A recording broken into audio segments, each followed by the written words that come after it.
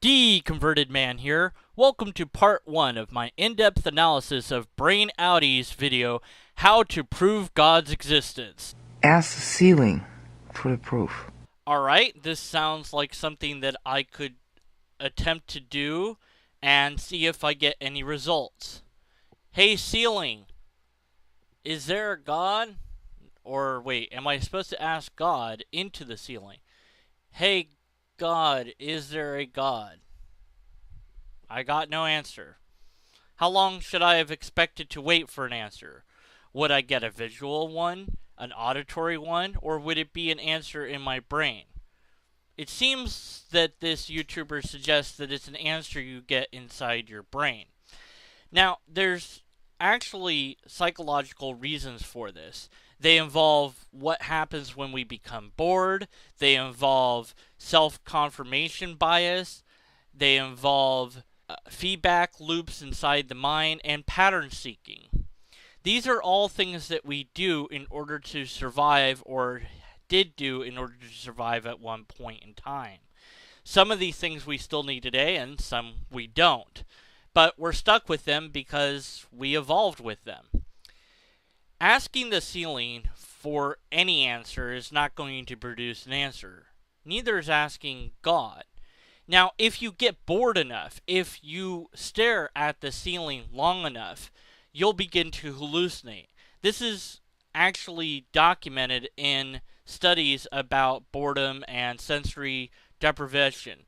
If you deprive yourself of other activity and you get bored and you stay bored long enough, your brain will start to hallucinate. And if you're encouraging your brain to hallucinate on a specific thing, like God, you'll start to think that there's a God. So self-confirmation bias occurs in your mind when you are engaging in an activity that you want to be true, and anything that you see as a positive you accept, and anything as you that would be seen as a negative you ignore.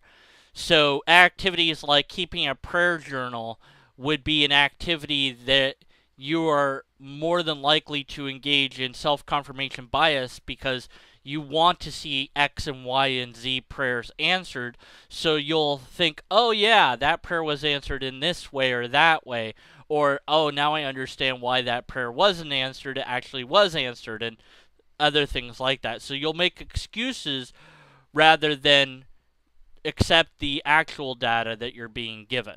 Feedback loops can occur in obsessive compulsive disorder and other disorders like that. And it's possible to create a feedback loop in your brain with almost any thought that you want. If you've ever gotten a song stuck in your head and you just couldn't get it out, that's a form of a feedback loop. And thinking about God literally can create a feedback loop if you think about it enough.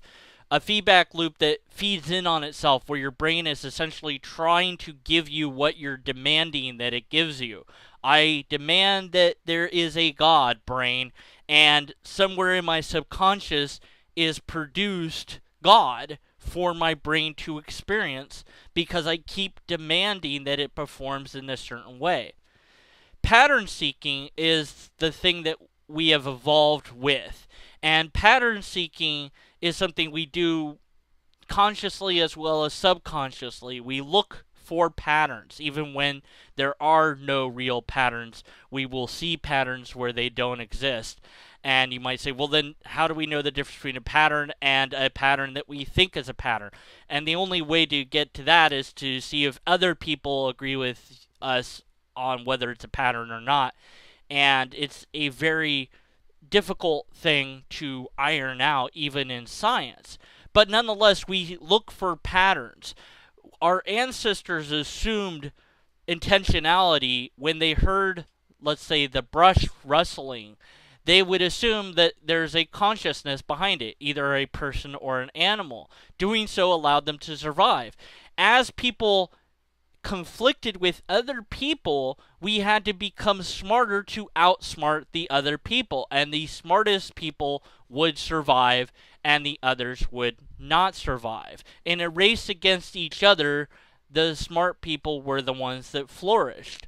And so intelligence was able to develop. But part of that was the pattern seeking, assuming that there was somebody behind something, gave us safety, gave us an edge over thinking, well, maybe it's just the wind. Now, in many cases, it might have been just the wind. Also, in young children, there's often a tendency, and psychological studies have been done on this, to associate inanimate objects with some sort of intentional purpose. Why is that rock there? Some people say that the rock is there so that the cat can scratch itself, and some people say that the rock is just there because it's there. What do you think?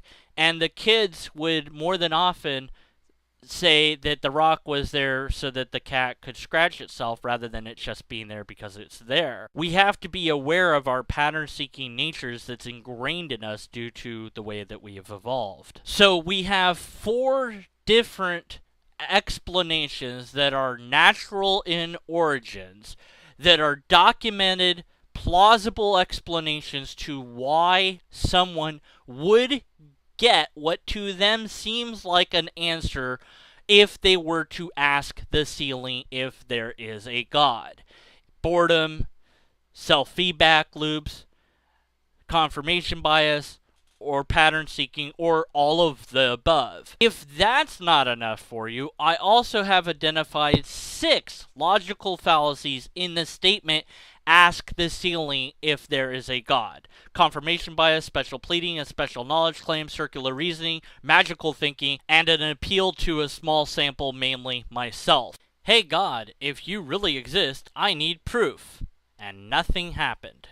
So let's recap. I have 4 plausible naturalistic explanations that are far more explanatory than any supernaturalistic explanation could ever be. I have 6 and possibly more logical fallacies contained within the sentence. And finally, I have an experiment that when I attempted to do it, the result I got was the exact result that I would expect to get from nature, which is to say, I got no result at all. I hope that you'll join me for part 2 of this series, where I'll be addressing the statement, if God exists, he's obviously invisible. Until next time, remember, as my ceiling always says, unless and until we have a logically coherent argument, we must be skeptical of the claims. Right, ceiling? My ceiling said I'm right. And it also says I'm beautiful and awesome. Thank you so much, ceiling. My ceiling loves me.